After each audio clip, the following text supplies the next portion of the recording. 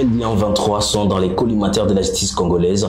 C'est mercredi, il faut le dire, les victimes de la guerre du 23 viennent de déposer une plainte à l'auditorat militaire. Nous allons en parler dans l'actualité du jour.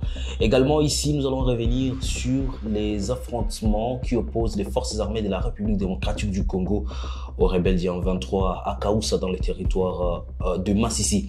Je serai avec David Lupemba dans cette rubrique l'actualité du jour. David, bonjour et bienvenue. Bonjour Blaise, bonjour à tous les téléspectateurs qui vous force. Mesdames et messieurs, vous êtes nouveaux sur la chaîne, n'oubliez pas de vous abonner. On se retrouve dans la deuxième partie de cette vidéo.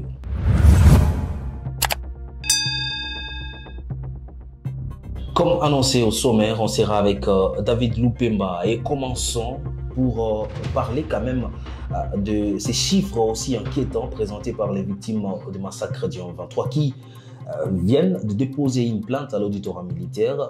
En chiffres estimé à 1600 victimes, des personnes tuées jusqu'à aujourd'hui par les rebelles du 23. Comment vous analysez cette déposition des plaintes? Est-ce qu'on peut espérer que la justice va faire son travail? La situation est alarmante, Blaise. Certainement qu'aujourd'hui, la question devait être de savoir comment est-ce que l'on peut arriver à éradiquer cette situation qui a fait autant de morts dans cette partie du pays. Aujourd'hui, cette décision est salutaire et elle est d'ailleurs saluée par plusieurs personnes dans l'opinion qui, en tout cas, estiment qu'il était important que le collectif s'élève afin de pouvoir saisir la justice. On espère en tout cas que la justice va travailler cette question parce que, en plus de cette action qui vient d'être intentée, il y a d'autres qui sont en cours, notamment au niveau international. Il y a des mécanismes régionaux qui ont aussi été saisis. Alors, cet assemblage permettra bien évidemment de trouver gain de cause par rapport à cette question d'insécurité et même des massacres des civils par les terroristes rwandais du M23. Et quand vous êtes en train de suivre en image ces collectifs qui étaient en train de déposer leur plainte à l'auditorat militaire, je vais ici vous proposer de suivre leurs avocats après cette déposition de la plainte. Ici, nous sommes au palais de justice militaire du Nord Kivu. Nous sommes venus introduire la plainte contre les responsables du mouvement du 23 mars qui sont en train de commettre des exécutions dans les zones qu'ils occupent. Et nous avons trouvé que c'est mieux qu'il y ait des pièces de procédure contre eux, étant donné qu'ils servent des béquilles ou des ponts au Rwanda pour nous agresser. Concrètement, nous voulons que les victimes puissent être rétablies dans leurs droits. Donc nous voulons que les victimes de tout genre, parce qu'il y a eu des massacres ciblés, il y a eu des viols, il y a eu des installations de santé qui ont été vandalisées, il y a eu même des églises qui ont été vandalisées, il y a des villages qui ont été incendiés, il y a eu beaucoup de violations des droits humains et aussi des crimes de guerre et des crimes contre l'humanité qui ont été opérés par les auteurs qui ne sont tellement bien connus, les responsables du M23. Et c'est pourquoi nous avons voulu que, pour qu'ils soient découragés, à notre niveau aussi, nous puissions apporter quand même quelque chose sur le plan judiciaire pour les décourager. Dans ces rapports qui a été élaboré sur base d'un concours des organisations de droits humains sur le terrain, les acteurs de la société civile à Rutshuru ainsi qu'à Massissi, ils se sont mis ensemble, ils ont identifié non seulement les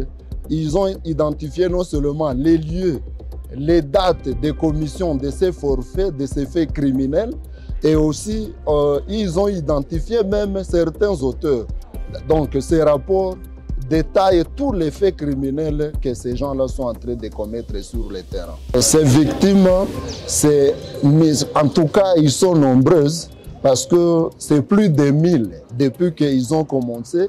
Et nous tous, vous êtes au moins journalistes, vous connaissez les jours où l'agression rwandaise avait commencé sur le terrain congolais. En tout cas, c'est une question que vous connaissez. C'est pourquoi je vous dis que dans ces rapports, tout est détaillé et les magistrats qui vont instruire les dossiers, il sera éclairé dans tout. Nous avons d'abord saisi l'auditorat de Goma, mais aussi on a copié les procureurs généraux auprès de la Cour internationale.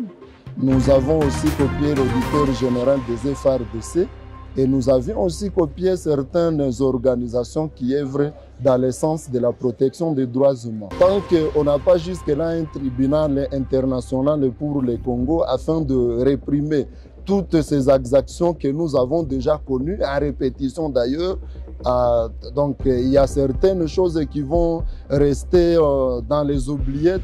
Pourtant, à partir de ce tribunal, c'est possible que les victimes aient réparation. C'est la seule justice que nous avons de toutes les façons.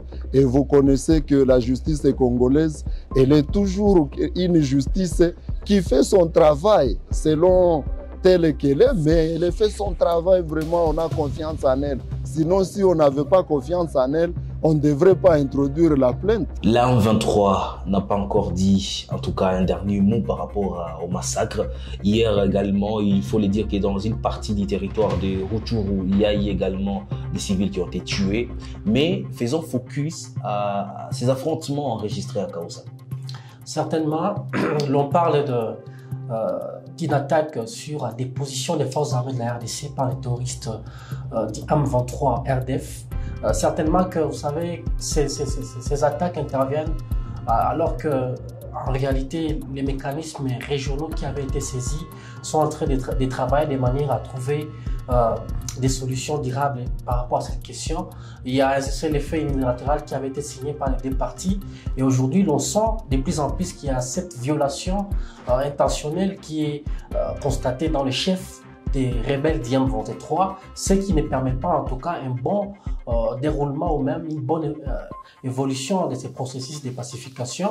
Et jusque-là, il n'y a certainement pas de bilan officiel qui a été donné, mais certainement qu'il y a des dégâts qui ont été causés parce que Kaoussa Centre est occupé par des populations civiles.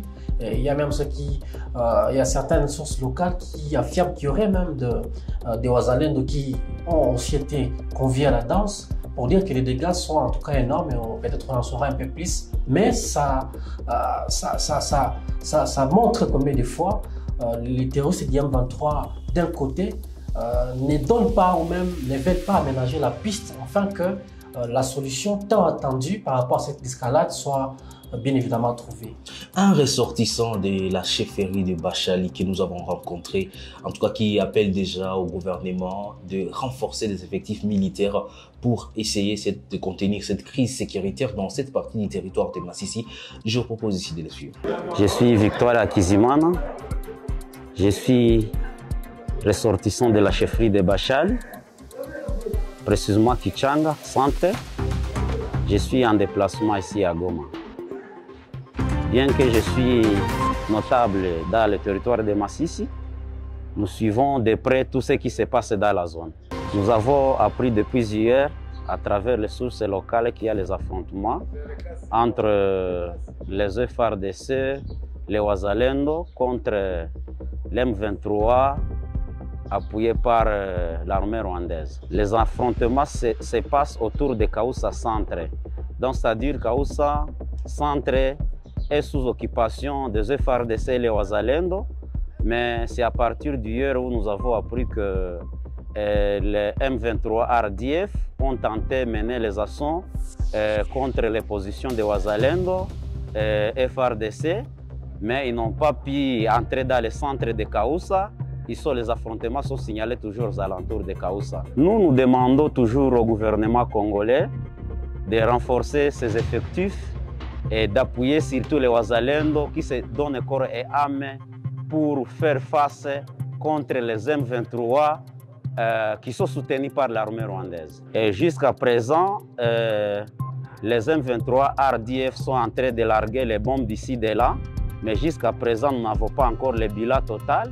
Mais si une fois on aura l'information exacte, on va revenir vers vous, monsieur le journaliste. Pendant qu'à l'Est, il y a quand même la guerre à Kinshasa. Ce sont les jeux de la francophonie qui font la haine. Déjà, dans 2 jours, on va assister au lancement de cet événement mondial. Il y a quand même des athlètes qui arrivent à Kinshasa. Certainement, ça présage un bon déroulement des CG. lorsque nous essayons de prélever la température de la mobilisation des différents pays qui vont participer à ces Jeux, qui sont des portées internationales. Certainement que Kinshasa aujourd'hui n'a pas encore réuni tout ce qu'il faut. Nous avons vu les autorités congolaises se mobiliser d'une manière générale et des descentes ont été faites sur différents sites pour se rassurer effectivement que les athlètes vont travailler dans de bonnes conditions. Et à trois jours du début de ces Jeux de la francophonie, l'on pense que Kinshasa va en tout cas attirer sur elle toutes les caméras du monde. Nous allons suivre en tout cas un message de soutien de ces Jeux de la francophonie et une mobilisation au soutien en tout cas de cet événement mondial qui devra recevoir la République démocratique du Congo. Seth Kikouni va se prononcer par rapport à cette question.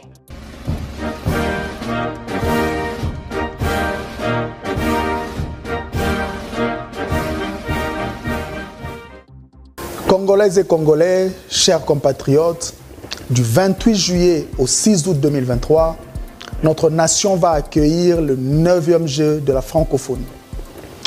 Il est vrai que ces Jeux interviennent dans un contexte de conflit et de crise, mais ces Jeux sont aussi une opportunité pour nous de montrer au monde entier que ce qui nous unit, c'est-à-dire les couleurs de notre drapeau, est beaucoup plus fort que ce qui nous divise. C'est cela même l'esprit de jeu. Il nous rappelle les principes et valeurs comme la discipline, l'esprit d'équipe, le respect mutuel, le fair play, l'amitié, la tolérance, l'humilité et le sens de l'honneur. Il nous rappelle qu'on peut être adversaire sur terrain sans être ennemi. Il nous rappelle qu'un vrai champion est celui qui respecte les règles du jeu avant, pendant et après la compétition. Il nous rappelle enfin que la jeunesse congolaise, victime des caricatures qui ternissent son image à longueur de journée, devrait être notre priorité à nous tous, que l'on soit de la résistance, de l'opposition ou du pouvoir. Chers athlètes, nous vous regardons. Inspirez-nous. Chers léopards, nous vous soutenons. Faites-nous rêver. Vive les Jeux, vive la République démocratique du Congo. Je vous remercie. Bouclons l'actualité du jour pour revenir sur en tout cas des fausses informations qui circulent déjà. La soirée, on parlait de la libération de Jean-Marc Kabound. Une fausse information, il faut le dire pour commencer. Une fausse information qui a circulé dans les réseaux sociaux dans la soirée de mardi. Certainement que dans la province de Kinshasa, même des militants du parti politique de Jean-Marc Kabound, ancien collaborateur de Félix Tshisekedi, sont allés célébrer cette libération au niveau du siège du parti et même certains se sont rendus au niveau de la prison centrale pour pouvoir se rassurer que l'information était vraie. C'est plus tard dans la soirée que les autorités compétentes ont demandé cette information, mais il faut dire que cela intervient dans un microcosme politique très saturé. Vous savez qu'il y a des opposants et même certains acteurs politiques proches de Félix Tshisekedi qui étaient arrêtés. Et cette semaine, depuis les débuts, en tout cas, on a assisté à des libérations de certaines personnes arrêtées. Et certainement que lorsque l'information est tombée, beaucoup ont cru que cela était vrai.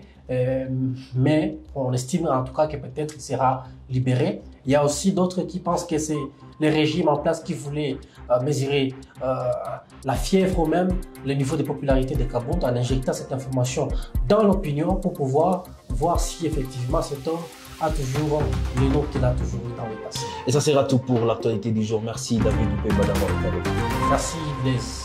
Mesdames et messieurs, fin de la rubrique l'actualité du jour. C'est moment d'échange entre journalistes et Kivu Post. On se retrouve très prochainement pour un autre numéro. Portez-vous bien.